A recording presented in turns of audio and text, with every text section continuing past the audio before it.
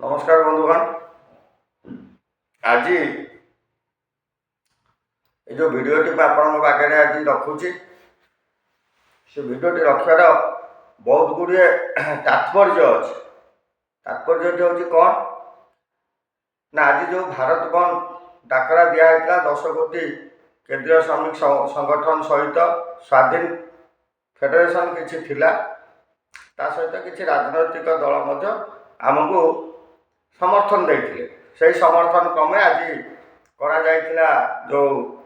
भारत बंद करा ये भारत बंद बहु लोक असुविधार सम्मुखीन होती से आम दुखित किंतु ये जो बंद आम कलु ये कहीं आम करूँ आर कर आभिमुख्य कौन एवं कारणटा कौन तार ऊपर आज मतमत मंतव्य आपणकर बंधुगण। बहु लड़ाई करी दीर्घ 50-60 वर्ष धरी जड़े श्रमिक कर्मचारी जो तार हक पाउला एवं केंद्र सरकार से हक टाक छड़े कौन ना आम जो 29टी श्रम कोड को चेंज करदे एवं ताको सीमित रखिदे 4टी कोड भितर से 4टी कोड भितर मुख्यतः रहा कौन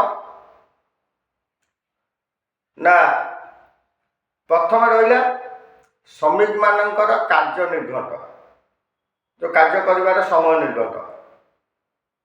आज्ञा यहाँ गाणितिक सूत्र विचार करेंगे देखिए जे गोटे श्रमिक दिन राति मिसी 24 घंटा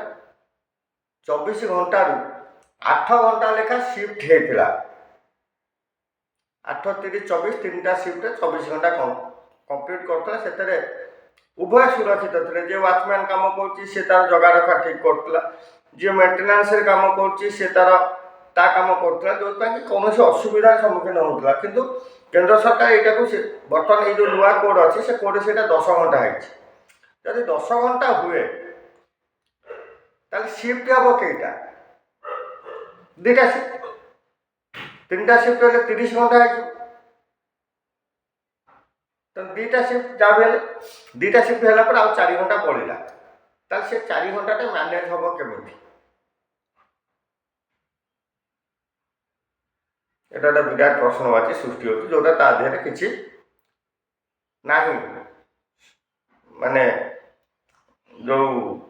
स्पष्ट ना कि स्पष्टीकरण ना।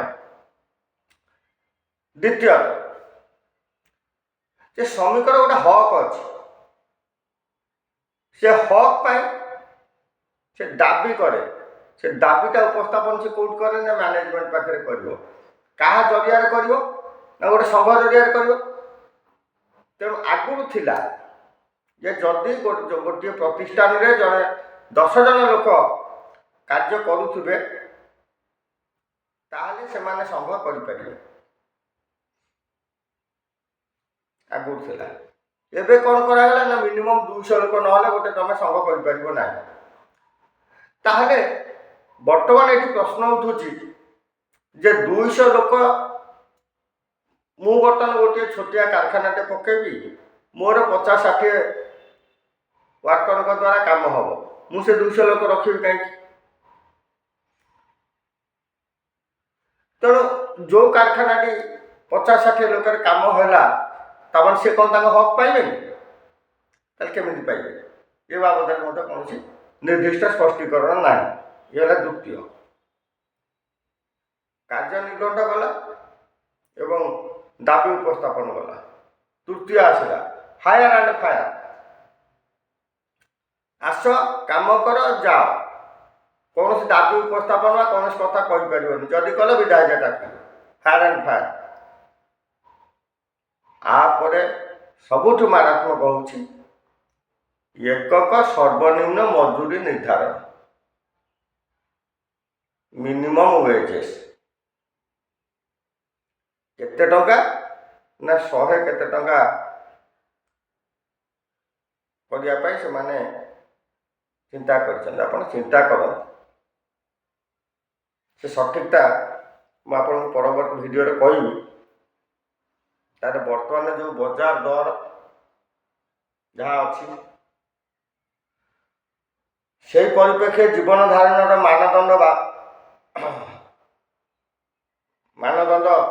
ବଦଳୁଛି। ତାକୁ ଆଖି ଆଗରେ ରଖି ଆମେ ଦାବି କରୁଛେ ମିନିମମ୍ ସର୍ବନିମ୍ନ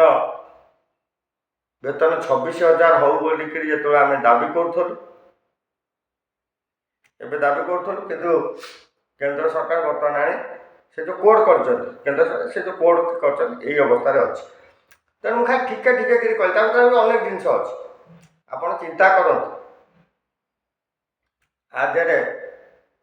ସ୍ୱାର୍ଥ, କାହା ସ୍ୱାର୍ଥରେ ଏ 4 ଗୋଟି କୋର୍ଟ। ରହିଲି, ନମସ୍କାର, ଜୟ ଜଗନ୍ନାଥ, ବନ୍ଦେ ଉତ୍କଳ ଜନନୀ, ଇନକ୍ଲାବ ଜିନ୍ଦାବାଦ। ଧନ୍ୟବାଦ।